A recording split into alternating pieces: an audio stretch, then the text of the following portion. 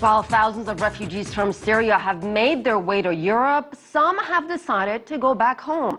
Spero Haddad is one of them. CCTV's Shu Deji has his story. Photographer Spero Haddad used to live in Jobar, an eastern suburb of Damascus. Jobar became one of the earliest flashpoints of the Syrian civil war.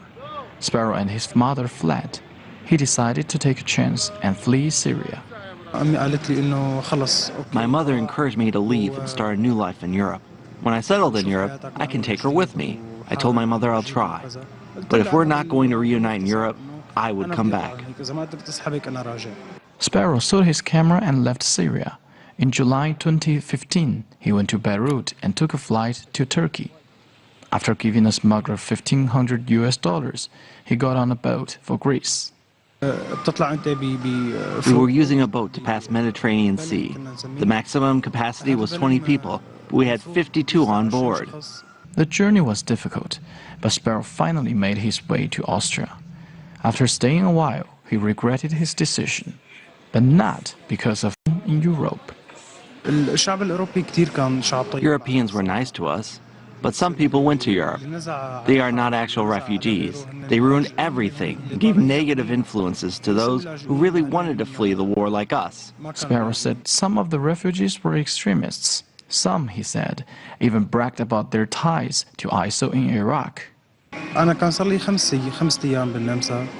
the fifth day after I arrived in Austria, one refugee came to tell me that they are here to conquer Europe.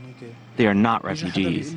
I found it too weird. They were talking about being in infidel countries, but these countries gave us food, money, and health care.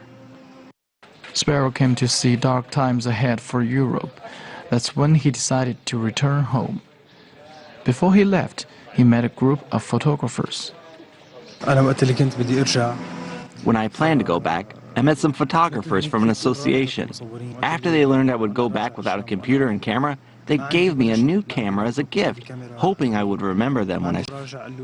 In December 2015, Spero went back to Damascus. His mother wept when she saw her son.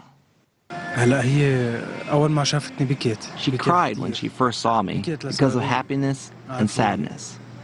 She told me she cried because I suffered on my journey, yet lost my future in Europe. She's also happy to see me again, because she might not see me before she died.